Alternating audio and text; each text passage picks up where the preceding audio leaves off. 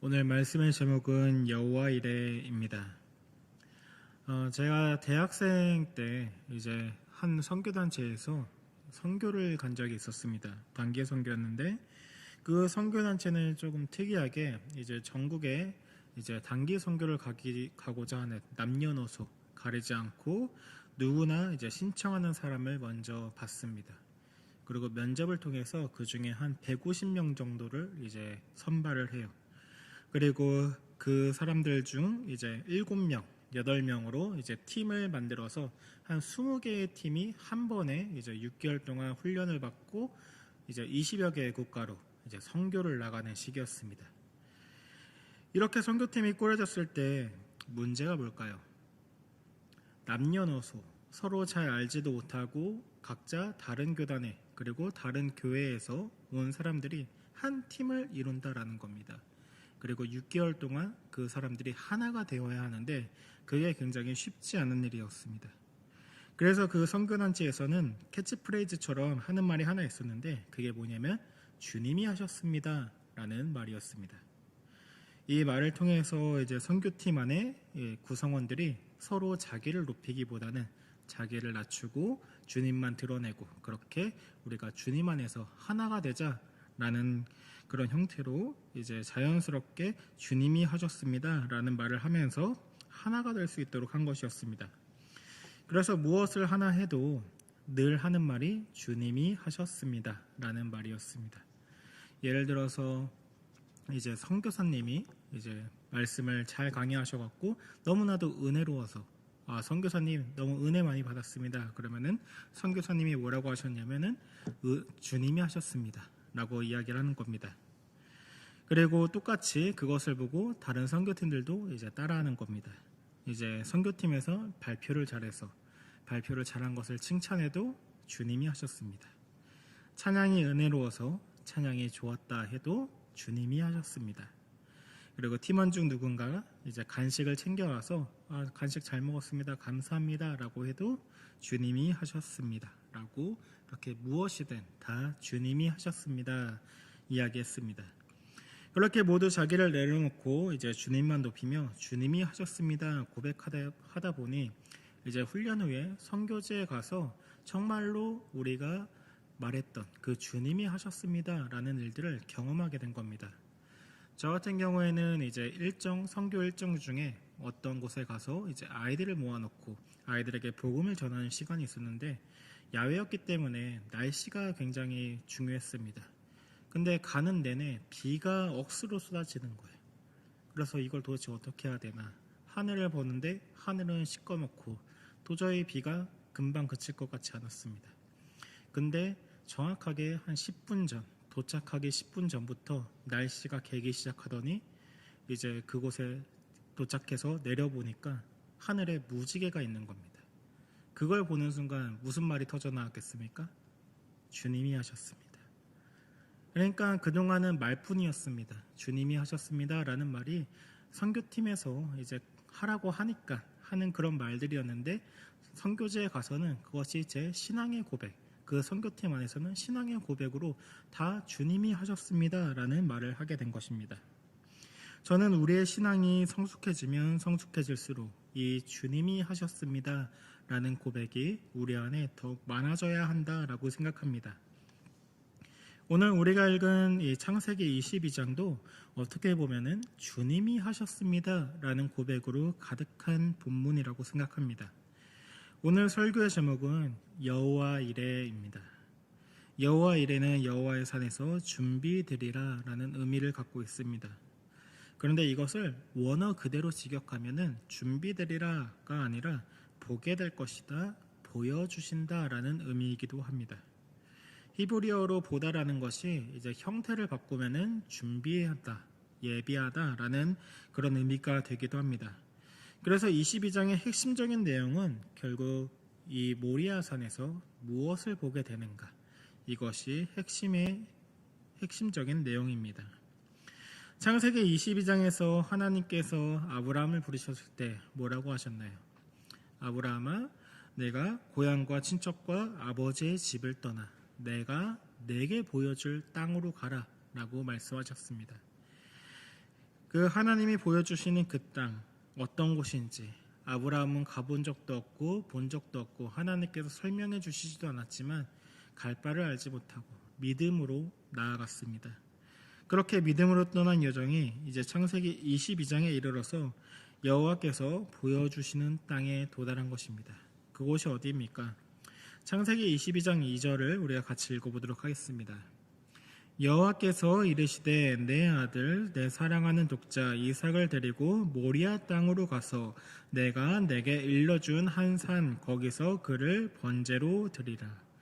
하나님이 아브라함에게 보여주신 땅 그것이 바로 모리아 땅이었습니다. 그리고 우리가 2절을 보면은 지금 두 가지를 굉장히 강조하고 있다라는 것을 보게 됩니다. 그것은 바로 아들과 장소입니다. 여호와 하나님께서는 내 아들, 내 사랑하는 독자 이삭을 모리아 땅으로 가서 내가 내게 일러준 한 산에서 거기에서 번제를 드리라 이렇게 말하고 있습니다. 지금 아들과 장소가 굉장히 부각되고 있습니다. 고향과 친척과 아버지의 집을 떠나 이제 하나님이 일러주신 그 땅, 보여주실 땅으로 가기만 하면은 하나님의 약속이 이루어집니다. 약속의 성취가 이루어지는 그 바로 절정의 순간에 문제는 그곳에 가면은 이삭을 드려야 하는 시험이 함께 있다라는 것입니다. 하나님은 아브라함에게 내가 내게 보여줄 땅으로 가라라고 말씀하셨고 그 땅을 보여주셨는데 왜 동시에 이삭을 바치라는 그 시험도 함께 주시는 걸까요? 그것은 아브라함의 믿음을 시험하기 위해서였습니다. 창세기 22장 1절은 분명하게 하나님께서 아브라함을 시험하시려고 이삭을 바치라고 했다라고 말합니다. 하나님께서 어떤 인신제사를 원하셔서 아브라함에게 이삭을 바치라라고 하는 것이 아니라 지금 아브라함을 시험하시는 것입니다. 아브라함이 하나님께 얼마나 충성하는지, 얼마나 순종하는지를 보기 원하셨습니다. 아브라함이 하나님을 얼마나 경외하고 있는지 그것을 확인하고자 하는 시험이었습니다. 이 시험의 통과 기준은 하나님의 말씀에 아브라함이 순종하는가 아니면 불순종하는가입니다. 하나님의 말씀에 순종하면 하나님을 경외하고 사랑하고 있다라는 증거이고 하나님의 말씀에 불순종한다면 아브라함의 순종과 충성됨이 아직은 하나님께서 원하시는 수준에 이르지 못했다라는 것을 보여주는 것입니다. 아브라함이 이 믿음의 시험을 통과하게 된다면 하나님께서는 아브라함에게 약속하셨던 모든 약속을 이루어 주실 것입니다. 백성들이 이제 큰 민족을 이루게 될 것이고 땅을 주실 것입니다. 그런데 만약 이 믿음의 시험을 통과하지 못한다면 다시 믿음이 성장할 때까지 하나님께서는 아브라함을 기다리실 것입니다. 아브라함은 하나님의 시험 앞에서 어떻게 했습니까? 지체 없이 하나님의 말씀에 순종해 모리아 산으로 갑니다. 창세기 22장 3절 같이 읽어보겠습니다. 아브라함이 아침에 일찍이 일어나 나귀의 안장을 지우고 두 종과 그의 아들 이삭을 데리고 번제에 쓸 나무를 쪼개어 가지고 하나님이 자기에게 일러주신 곳으로 가더니 우리는 아브라함이 하나님의 말씀에 지체 없이 아침 일찍 일어나 모리아 산으로 향하는 그 모습을 통해서 아브라함의 믿음이 이전과는 지금 다르구나라는 것을 알 수 있습니다.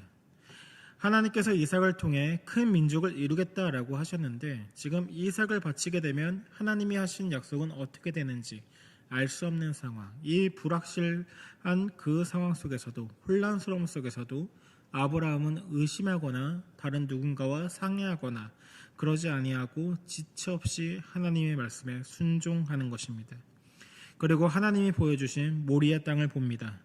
4절에 보면은 제3일에 아브라함이 눈을 들어 그곳을 멀리 바라본지라. 아브라함은 하나님이 보여주시겠다고 하신 그 땅, 모리아 땅을 지그시 바라보았습니다. 그리고 그곳을 가게 되면은 이삭을 바치게 될 것인데 어떻게 될 것인가 아마 많은 생각을 했을 것입니다. 과연 저곳에 가서 내가 보게 될 광경은 무엇일까? 정말로 자기의 아들의 피를 자기 손에 묻히게 되는 그 장면을 보게 될 것인가? 아니면 자신의 생각과 다른 형태로 이 시험이 진행이 될 것인가? 이때 아브라함은 어떤 생각으로 하나님의 말씀에 순종했는가? 성경은 구체적으로 아브라함이 어떤 생각으로 모리아산을 향해 나아갔는지 알려주지는 않습니다. 그렇지만 우리가 아브라함의 생각을 엿볼 수 있는 곳이 두 곳 있습니다. 그것이 바로 5절과 8절입니다. 5절에 보면은 아브라함은 함께 가던 종들에게 여기서 기다리라 라고 말을 하고, 내가 아이와 함께 저희 가서 예배를 드리고 우리가 함께 돌아오리라 라고 말합니다. 아브라함이 이삭을 바치면 홀로 돌아올 터인데 지금 아브라함은 우리가 돌아올 것이다 라고 말하고 있습니다. 또한 8절에 이삭이 이제 산을 오르다가 아버지인 아브라함에게 번제할 어린 양이 어디 있습니까? 라고 물을 때도 아브라함은 번제할 어린 양은 하나님이 자기를 위하여 친히 준비하시리라 대답했습니다. 여호와 이레에서 말씀드렸듯이 이 준비한다라는 말이 이제 보여주실 것이다라는 의미입니다. 그렇다는 말은 지금 보이지는 않지만 하나님께서 번제할 어린 양을 보게 하실 것이다라는 말을 아브라함이 한 것입니다. 우리가 5절과 8절을 통해 아브라함의 생각을 유추해 보자면은 지금 아브라함은 이 시험이 이삭의 죽음으로 끝나지는 않을 것이다 라는 것을 알고 있었습니다. 미래가 어떨지는 전혀 예측할 수 없고 깜깜하지만 하나님의 말씀에 순종하면 무엇인가를 지금 보여주실 것이다. 분명하지는 않지만 하나님의 어떤 예비하심이 있을 것이다 라는 것을 이미 믿고 있었습니다. 그래서 히브리서 기자는 이런 아브라함의 마음을 이렇게 말합니다. 우리가 히브리서 11장 19절 같이 읽어보겠습니다. 그가 하나님이 능히 이삭을 죽은 자 가운데서 다시 살리실 줄로 생각한지라 비유컨대 그를 죽은 자 가운데서 도로 받은 것이니라. 히브리서와 같은 부활의 믿음이 아브라함에게 있었기 때문인지 아브라함은 지체 없이 이삭을 죽이고자 했습니다. 그래서 하나님의 천사가 다급하게 내려와 아브라함아 아브라함아 두 번 부르며 그렇게 멈춰 세웠고 아브라함의 믿음이 인정되었습니다. 우리가 창세기 22장 12절 같이 읽어보도록 하겠습니다. 사자가 이르시되 이 아이에게 내 손을 대지 말라 그에게 아무 일도 하지 말라 내가 내 아들 내 독자까지도 내게 아끼지 아니하였으니 내가 이제야 내 하나님을 경외하는 줄 아노라.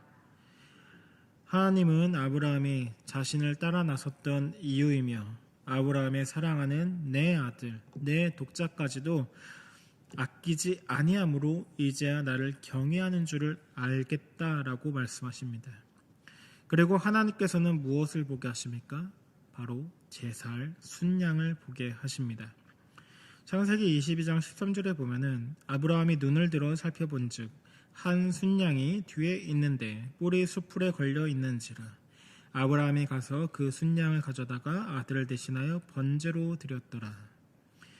아브라함이 믿음으로 하나님과 여정을 떠났습니다. 보여줄 땅으로 가라고 하여서 그 길을 따라 나섰더니 하나님께서 모리아 땅을 보여주셨습니다.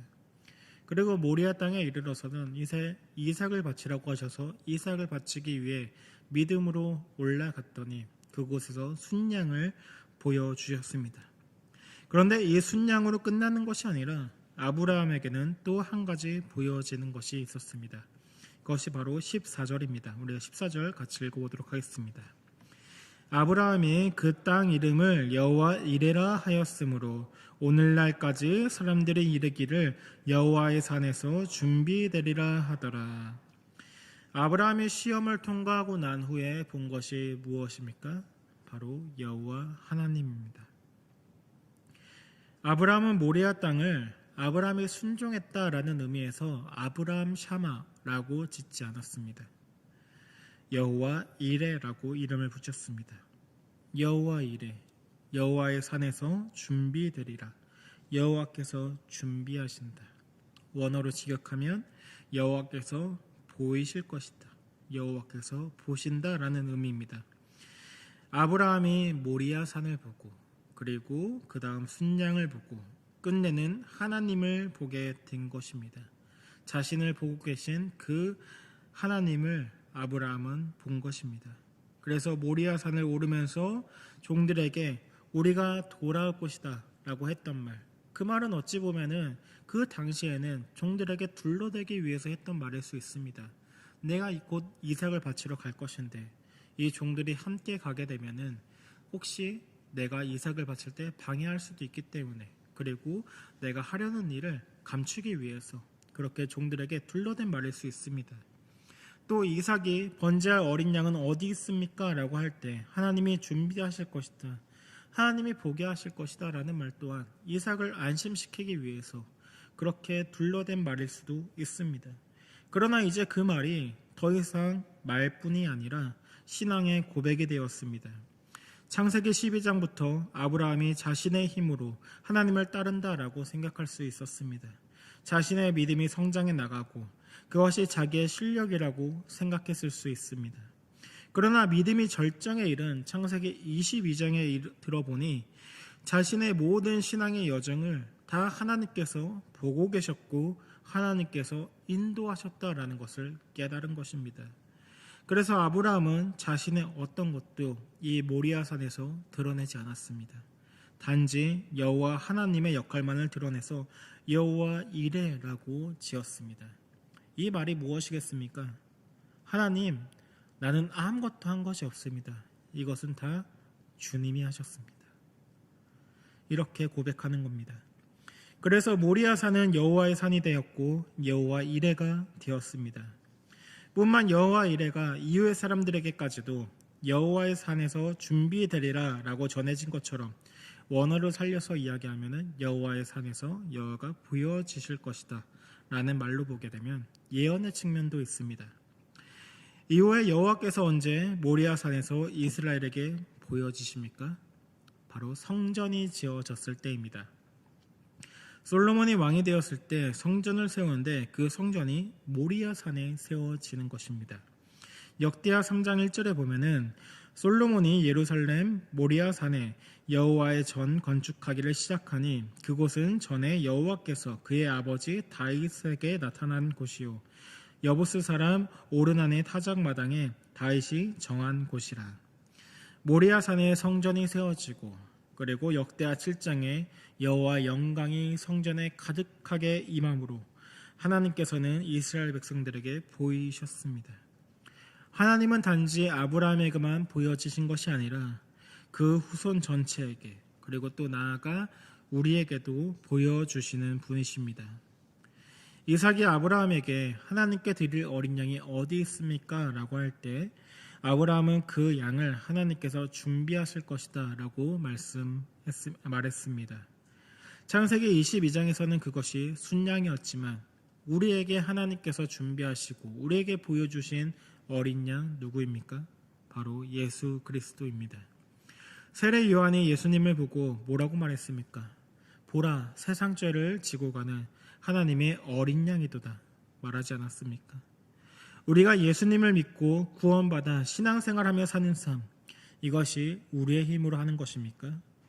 전적으로 하나님께서 우리를 구원하시기 위해 준비하신 것입니다. 우리가 예수님을 믿는다라고 해서 우리의 믿음이 나의 것이 아닙니다. 우리의 믿음 또한 하나님께서 우리에게 선물로 주신 것입니다. 그렇기 때문에 우리가 믿는 것입니다. 우리가 이 자리에 나와 예배 드리는 것 또한 하나님께서 우리를 이 자리로 불러 모으셨기 때문에 우리가 예배 드리는 것입니다. 예수님께서 이 땅에 어린 양으로 오셔서 십자가에서 죽으심으로 우리가 영원한 생명을 얻게 되었습니다. 그렇다면 우리가 무엇 하나 내세울 것이 아무것도 없는데 우리가 무엇을 고백해야 되겠습니까? 주님이 하셨습니다. 라는 이 고백을 할 수밖에 없는 것입니다. 우리의 공로는 무엇 하나 내세울 것 없습니다. 다 전적으로 하나님께서 우리를 구원하셨고 우리를 믿게 하셨고 우리를 인도하신 것입니다. 하나님은 우리에게 이런 고백을 받기 원하십니다. 그래서 아브라함을 시험하셨습니다. 아브라함이 가지고 있는 가장 귀한 것, 그 이삭을 내게 달라. 이것은 단지 하나님께 이삭을 드리느냐 마느냐의 문제가 아니라 하나님과 아브라함의 관계의 문제입니다. 아브라함에게 이삭은 그의 전부나 마찬가지였습니다. 눈에 보이는 약속의 결과였고 무엇보다 아브라함이 사랑하는 유일한 아들이었습니다. 그런데 하나님은 아브라함의 가장 소중한 것을 요구하셨습니다. 그 이유는 하나님과 아브라함의 관계가 어떤 관계로 묶여 있는지 확인하기 위함입니다. 아브라함에게 이삭은 하나님이 주신 선물일 뿐이지 하나님보다 앞설 수 없는 것이었습니다. 그러나 실제 우리의 삶 속에서 우리는 어떠합니까? 우리가 하나님께서 주신 그 선물, 그것을 하나님보다 더 귀하게 생각할 때가 있습니다. 그래서 하나님께서는 이삭을 받은 후에도 아브라함이 여전히 나를 경외하는지, 나를 가장 최우선으로 생각하고 있는지 확인하고 싶으셨던 것입니다. 다시 말해 이 시험은 하나님이 진짜 내 삶의 주인인가 아닌가 이것을 묻는 시험이었습니다. 선물에 집착하는지 아니면 그 선물을 주신 하나님을 더 사랑하는지 묻는 시간이었습니다. 이 점이 중요합니다. 이삭을 드린다는 그 자체보다 누가 우리의 삶을 주관하고 있고 무엇이 나의 가장 최우선 가치인가를 묻는 이 본질적인 질문이 바로 이 시험의 본질입니다.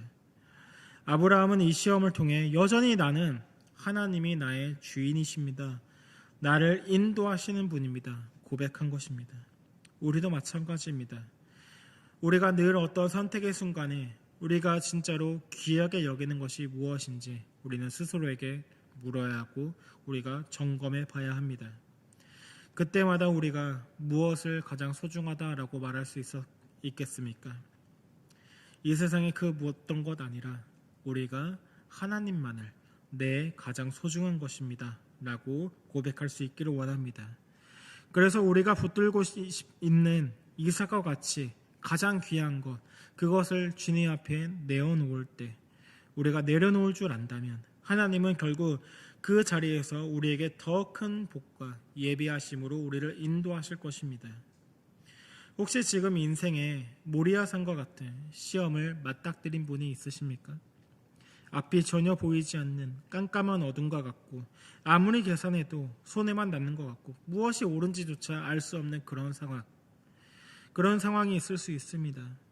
그런데 바로 그런 자리에서 우리는 아브라함처럼 하나님이 무엇인가 예비해 두셨을 것이라는 그 믿음으로 순종해야 하는 것입니다. 우리에게 보여주시는 하나님의 인도하심을 그때 경험하게 될 것입니다. 아브라함이 어떻게 자기의 사랑하는 아들 그 독자 이삭을 바치라는 그 시험에 순종할 수 있었습니까? 그 이유는 그동안 경험했던 하나님의 신실함 때문입니다. 믿음이 없는 아브라함을 부르셔서 믿도록 하신 분 하나님이십니다. 하나님의 약속을 믿지 못하고 방황하고 있는 그 아브라함에게 땅을 보여주시고 하늘을 보여주시고 그래서 하나님의 약속을 붙들고 그것에 소망을 가질 수 있도록 하신 분인 하나님이셨습니다. 아브라함이 믿음의 길에서 이탈하여서 세상을 향해 갔을 때도 다시 불러 세워서 믿음의 길을 가도록 하신 분이 하나님이십니다. 아브라함은 모리아산에 오르면서 아마 자신이 경험했던 하나님을 생각했을 것입니다. 지금까지 나를 인도하신 분 하나님이신데 이 하나님께서 내게 이삭을 통해 내 후손이 많아질 것이다 라고 말씀하셨는데 그렇다면 무엇인가 방법이 있지 않을까? 만약 아브라함이 이삭을 죽인다 할지라도 히브리서 말씀처럼 다시 살리실 것이라는 그 믿음이 있어서 순종했을 것입니다. 여기서 기억해야 할 것은 우리가 하나님의 뜻을 다 이해하고 나서야 순종하는 것이 아니라는 점입니다. 아브라함처럼 이해할 수 없고 설명할 수 없고 그런 상황에서도 일단 순종해 보는 것입니다. 그렇게 순종해서 나아갔을 때 보이는 길이 있다라는 것입니다. 아무것도 없는 것 같아 보이고 저곳에 가봤자 의미 없는 것 같은데 순종해서 가봤더니 그 다음에 보이는 길이 있습니다.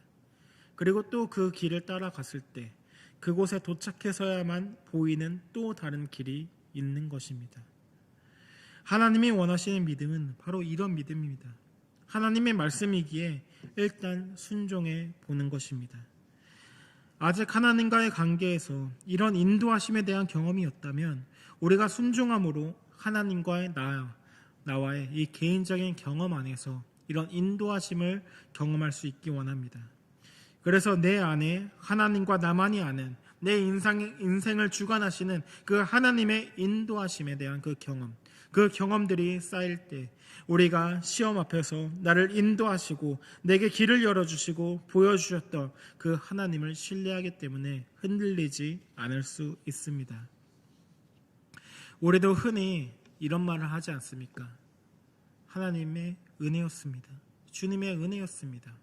이런 고백이 우리의 말로만 끝나는 것이 아니라 우리 각자의 개인의 경험에서 나오는 신앙의 고백이 되기를 원합니다. 우리가 하나님의 말씀에 순종할 때 하나님께서 준비하시고 보여주시는 것들을 바라보며 여호와 이레 주님이 하셨습니다. 하나님의 은혜입니다. 고백할 수 있는 저와 여러분이 되기를 예수님의 이름으로 축복합니다.